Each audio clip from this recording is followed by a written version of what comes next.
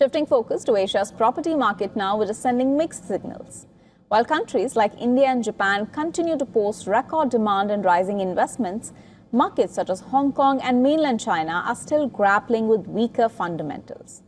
But beneath those headline numbers lies a deeper story, one of widening gaps between cities, sectors, and even buildings. Here's a closer look. Asia's real estate market is no longer moving in one direction. Instead, it's becoming increasingly divided, with strong demand in some segments and persistent weakness in others. Take Hong Kong. Despite a sluggish office market overall, the city's central business district is staging a remarkable comeback. According to CBRE, rents for premium Grade A offices in Central surged 18.5% on an annualized basis in the first half of this year, driven by a revival in capital markets and growing demand for high-quality office space. Yet outside the core financial district, rents continue to remain under pressure, highlighting a growing divide within the same city.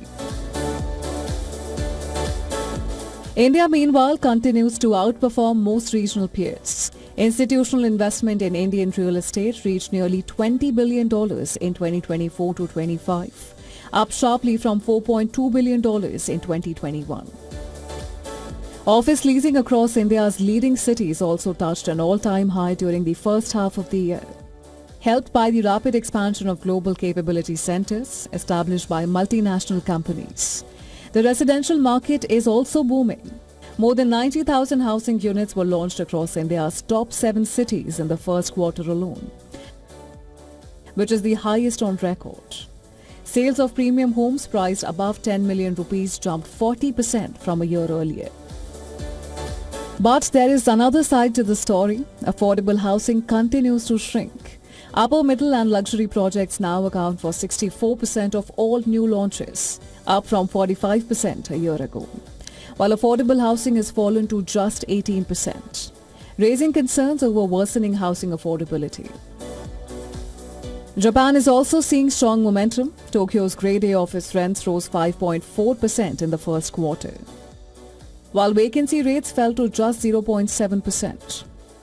Even Grade B offices performed strongly, with rents rising 3.2% and vacancies remaining low at 1.7%, supported by robust domestic demand. But that strength is creating new challenges. Limited supply and rising construction costs are now raising concerns about rental affordability in one of Asia's strongest office markets. The bigger picture is that Asia's property story is becoming increasingly fragmented. Strong investment numbers no longer tell you the whole story. While premium offices and luxury housing continues to attract capital, affordable housing shortages and widening gaps between prime and non-prime markets are becoming more pronounced. Now, for investors, developers and policymakers alike, the challenge now is understanding where growth is truly sustainable and where underlying vulnerabilities are beginning to emerge. Well, this is Adhya Juneja reporting for WION World is One.